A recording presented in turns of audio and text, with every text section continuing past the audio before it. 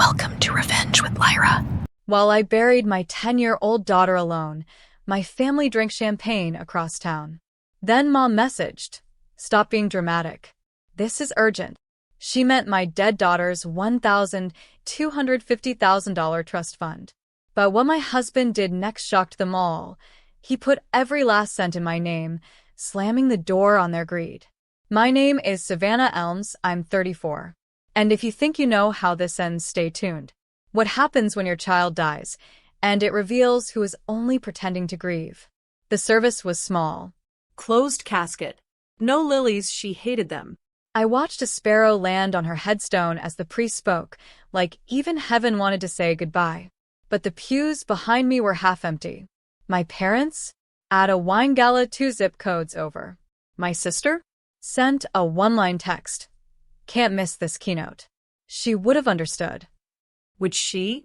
Would my little girl, who once cried when her hamster died, understand that her own blood couldn't show up? The night before, my brother called. "You still have access to the account, right?" His voice low, slippery. That trust fund was meant to be generational, Savannah. We should all be part of that decision. That trust fund was her legacy. From the wrongful death settlement after her heart surgery went wrong at 8. It wasn't theirs. It was hers. Or it was. Now it was mine to protect. The text from Mom came during the burial. "Enough grieving. Call me ASAP. It's about the money." I didn't reply, but someone else did. My husband. He was standing beside me in the cemetery when he made the call. His voice, steady. His words, final. "She's done. And so am I." Then he hung up and took out the papers that would change everything. He didn't flinch. Not when he called the bank. Not when he told them to revoke all co-beneficiaries. Not even when the woman on the line asked, "Are you certain you want to remove her maternal grandparents?" "I'm certain," he said. The air around us was hushed. Grief had stolen the sound from birds, wind, breath. Only his resolve remained. By sunset, the $1.25 million trust fund was locked in. My name. My control. No shared access. No family discussions. Just legal walls around what was left of my daughter's life. I sat on the edge of our bed that night, still in black. He knelt in front of me, held my hands like they were glass. "They treated her death like a footnote," he said. "They don't get to touch her name again." I didn't cry. Not because I didn't want to, but because I'd run out of tears at the gravesite. Instead, I whispered, "Thank you." That's when the retaliation began. The next morning, my sister posted a long thread on social media. Money changes people. Grief makes them cold. Some inherit pain. Others just steal it. No names. But every comment knew. Then came the group email from my mother. Subject: Family Unity. Body: "We are disappointed in your recent legal decisions. Your daughter was loved by us all, and it's cruel to shut us out of her legacy." Legacy? As if she were a will to be split. I didn't reply, but my lawyer did. A single line: cease and desist. We were done playing gentle. They'd had their chance to show up, at the hospital, at the funeral, in the hollow hours after. Now, they wanted a slice of sorrow. But grief isn't a bank account. And I wasn't withdrawing. I was fortifying. They didn't come to our door. They didn't call again. But they made noise where it could hurt the most. Emails to my husband's firm, anonymous, venomous. Rumors whispered to his clients, hinting at mental instability and unresolved trauma. They even contacted the hospital that handled my daughter's care. Alleged misuse of funds. Tried to stain my grief with corruption. But paper trails don't lie. The trust was clean. The transactions audited. Every penny accounted for: college scholarships for girls with heart defects, pediatric care donations, and yes, enough set aside for us to breathe without financial panic. But that wasn't what they wanted. They didn't want justice. They wanted access. And when that failed, they turned to erasure.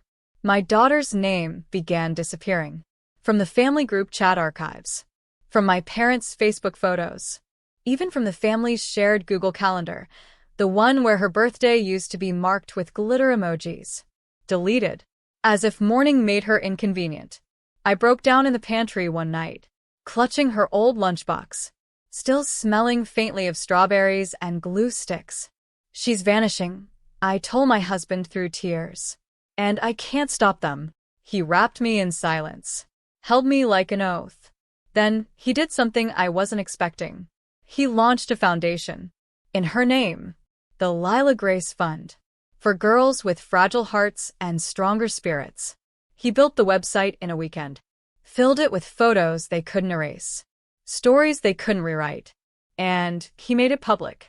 Donations began pouring in, messages from strangers. "She reminds me of my niece. I wish I'd known her. Thank you for not letting her story disappear." They tried to delete her. Instead, we made her eternal. The foundation rattled them. They didn't expect me to turn mourning into motion. Didn't expect Lila's name to go viral. Local news picked it up. A small segment, "Mother Turns Tragedy into Hope." There was a clip of me holding Lila's drawing, the one she made of a heart with butterfly wings. In the background, my mother's voice left me a voicemail. "Savannah, this has gone too far. You're exploiting her memory. This isn't what family does." No. What family does is vanish during a funeral. What family does is weaponize a child's bank account. What family does is message about the money before the casket is lowered. I archived the voicemail. The next day, my father filed a formal request through an attorney, a claim that part of the trust belonged to extended custodial family. He even included screenshots of Lila's birthday cards from them. Proof, they said, of consistent emotional involvement. The gall. The performance. Wes, our attorney, now left. They'll be shredded in court, but they want a public fight. That's what it was always about. Control. Narrative. Image. They couldn't stand that Lila's story was out there, without their edit. But I didn't back down. I filed a counterclaim, publicly outlined the emotional negligence, the absence at her surgeries, the documented message timestamps during her burial, even attached the original trust documents, notarized, sealed, undeniable. All funds were mine by Lila's own designation. The backlash was instant. Suddenly, my sister's tweets disappeared. My parents deactivated their accounts. And for once, the silence felt earned. They wanted to erase her.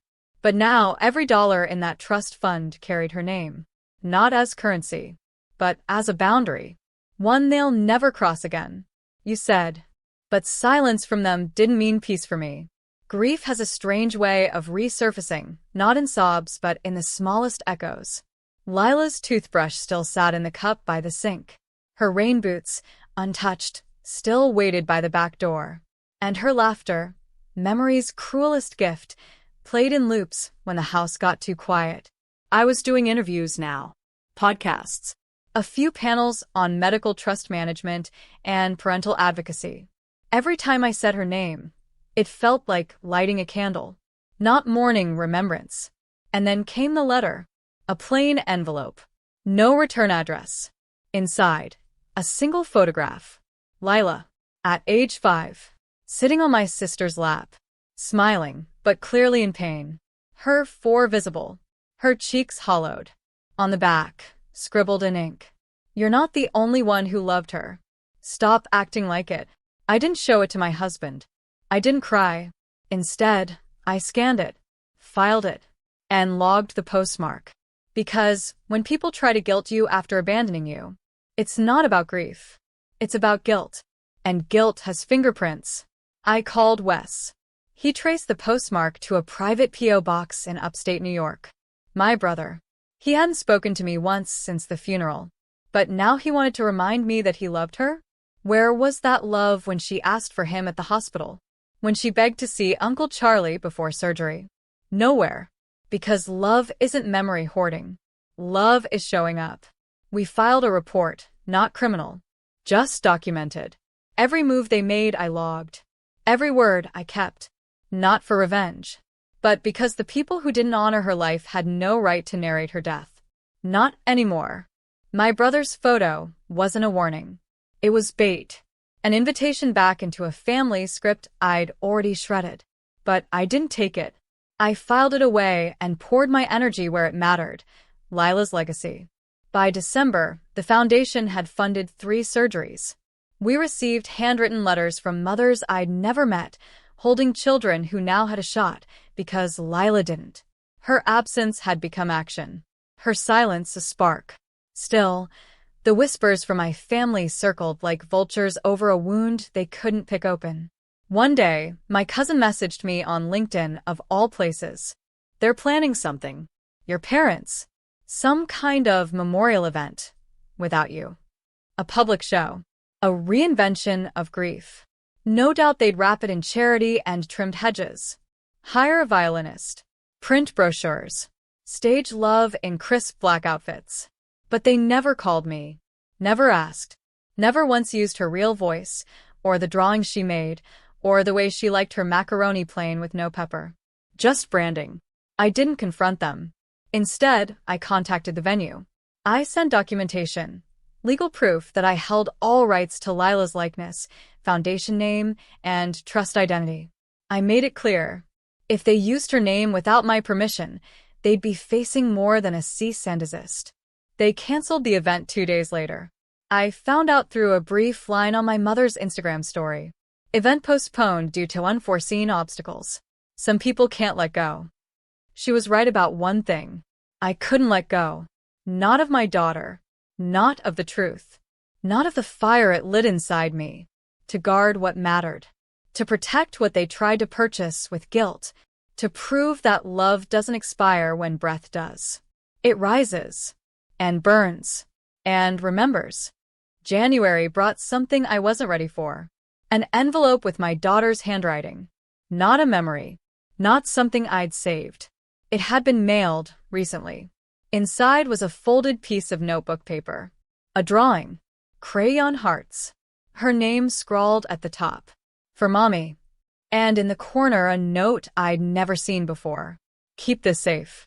If anything happens, it's for you. I sat on the floor, the paper trembling in my hands. Then I saw the back. Written in adult handwriting.